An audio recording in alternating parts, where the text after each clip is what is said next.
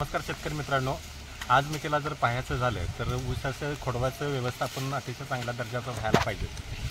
आता मी एका माझ्या शेतकरी मित्राच्या प्लॉटवर आलो आहे। तर साधारणपणे लागणीला त्यांनी थोडासा ऊस तोडलेला आणि बाकीचा आता चालू। विशेष म्हणजे काय की जवळपास 15 ते 20 दिवस झाले की त्यांनी ऊस लागणीसाठी तोडला होता आणि योगायोगानं असं झालं की ह्या प्लॉटमध्ये ऊस तुटल्यानंतर शेतकरी मित्र आळस करतात थोडाफार।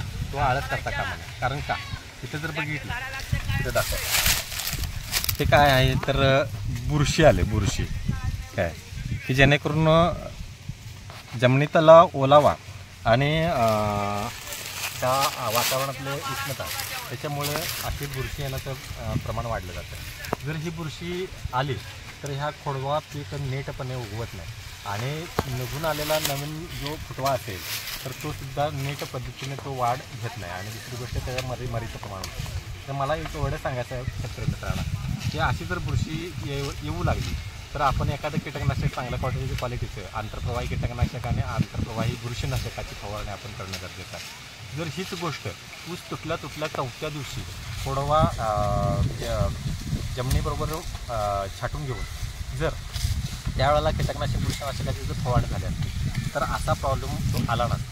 तर सर्व शेतकरी मित्रांना एक विनंती आहे, आता ऊस हंगाम तुटण्याचा म्हणजे मोठ्या प्रमाणात कालावधी चालू आहे। तर अशा अनुषंगातलं ते तर आपण आपला पाला आपल्या एका सरीच्या मध्ये दुसऱ्या सरीमध्ये दाबून घेऊन कीटकनाशक आणि बुरशीनाशकाची जर फवारणी आपण केली तर अशी फंगस येणार नाहीत। ते फंगस वाढले की ते किडींची निर्मिती होते आणि किडींची निर्मिती झाली की खोडवाचं व्यवस्थापन म्हणजे खोडवा नीट उगवत नाही। तर सर्व शेतकऱ्यांना एक कळकळीची विनंती राहील की ऊस तुटल्या लगेचच 2 ते 3 दिवसांच्या अंतरामध्ये आपण एक बुरशीनाशक कीटकनाशकाची फवारणी केली तर असे प्रॉब्लेम होऊ शकणार नाहीत, नाहीतर मग आपल्या उत्पादनावर त्याचा वाईट परिणाम होतो। धन्यवाद।